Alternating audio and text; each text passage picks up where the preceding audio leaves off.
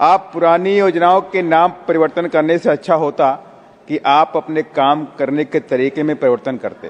Correct. आप उस योजना को बंद करने का या प्लान लेकर के आए।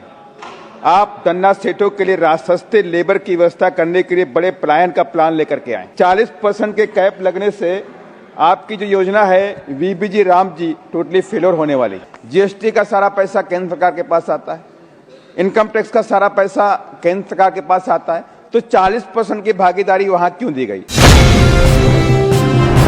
कि आपने मुझे विकसित भारत रोजगार और आजीविका के लिए गारंटी मिशन ग्रामीण वीबीजी राम जी विधेयक 2025 पर बोलने का अवसर दिया। साथ ही मैं आभार व्यक्त करता हूं प्लीज अपनी पार्टी की मुखिया आदरणीय बहन कुमारी महर्षि जी का भी। प्लीज मानवर में आपके माध्यम से कहना चाहता हूं, आप पुरानी योजनाओं के नाम परिवर्तन करने से अच्छा होता कि आप अपने काम करने के तरीके में परिवर्तन करते।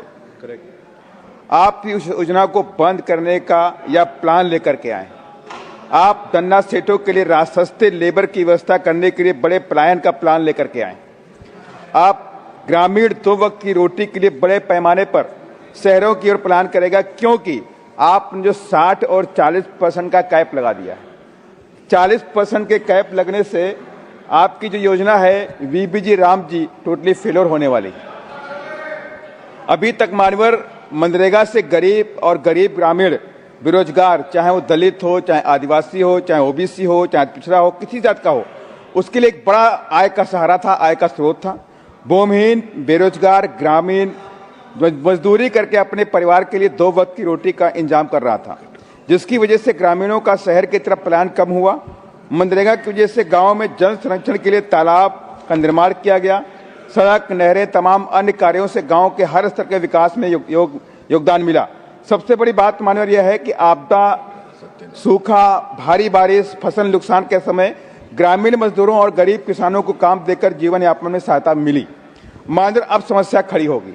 केंद्र की सरकार ने कहा 60% हम देंगे, 40% राज्य सरकार देगी, जबकि सारा पैसा तो केंद्र सरकार के पास आता है। जीएसटी का सारा पैसा केंद्र सरकार के पास आता है, इनकम टैक्स का सारा पैसा केंद्र सरकार के पास आता है, तो 40% की भागीदारी वहां क्यों दी गई?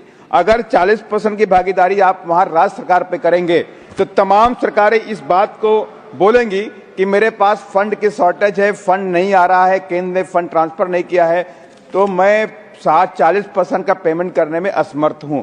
100% कहीं ना कहीं से उस वक्त योजना फेल नजर दिखाई पड़ेगी। मानवर, अगर आप चाहते हैं कि इस देश के अंदर आपने कहा है कि गारंटी फॉर रोजगार एंड आजीविका, अगर आप गारंटी देना चाहते हैं तो पहली बात तो 40% का जो है हटा के 10% कर दीजिए। सेकेंडली, मैं माननीय कृषि मंत्री जी से आपके माध्यम से कहना चाहता हूं, 18 लाख हेक्टेयर जमीन खेती योग सरकार के पास पड़ी हुई है।